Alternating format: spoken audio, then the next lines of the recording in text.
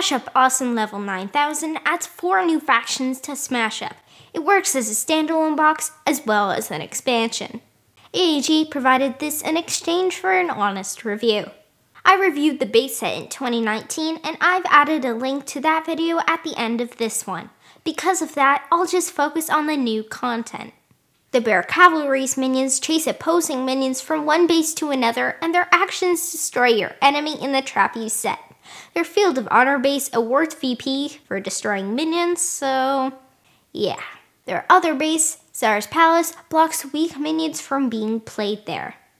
Ghosts want you to keep your hands small. You'll be playing additional cards or discarding a number of cards to destroy an enemy and gaining boosts when you have only a few, usually 2 cards. The Dread Gazebo blocks actions from being played. The Haunted House base forces a discard when a minion is placed, which will hurt everyone but you. Plants killer plants and watch them grow into something powerful. Most minions draw a card each turn or destroy the weak sprout, 2 power, and replace it with a 3 power one. Their actions are manipulators. Reduce a base's breakpoint to 0, weaken or destroy enemy minions, and so on.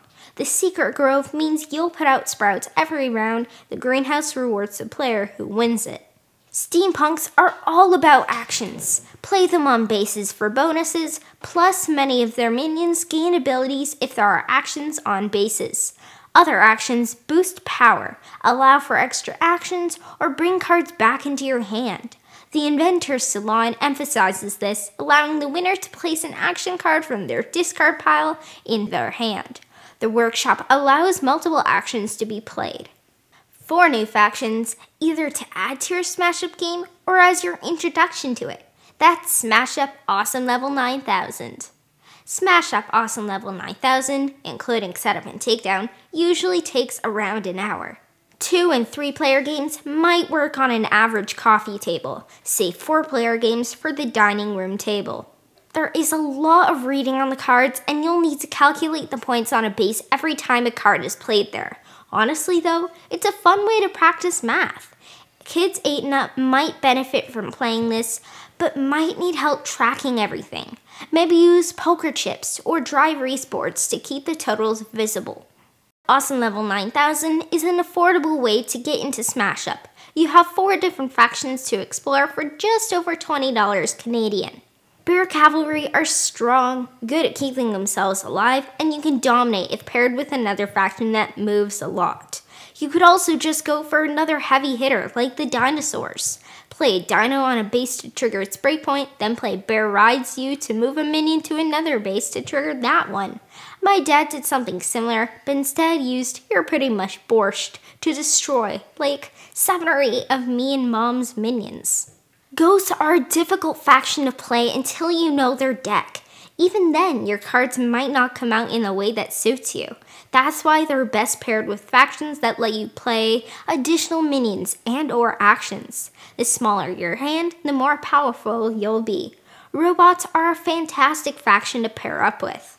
Killer plants are good at getting cards into your hand and out on the table, so maybe avoid pairing them with another card drawing faction. A powerful faction could work well. I enjoyed them with the aliens because you could play a scout, have a sprout grow into a scout, triggering a breakpoint, play abduction to return an opponent's minion into their hand, and you play another scout. Not only do you win that base, but all those scouts go back into your hand. Really cool. It's vital that steampunks are paired with a card drawing faction in order to maximize their action/minion bonuses. If you can get those cards out, the wizards help with this, you're going to have fun. I'd rank them in this order: steampunks, killer plants, ghosts, then Bear Cavalry. I think this expansion is as good as Big in Japan, which is my favorite small box as of now. Keep watching for more Smash Up reviews each month as I go through our entire collection.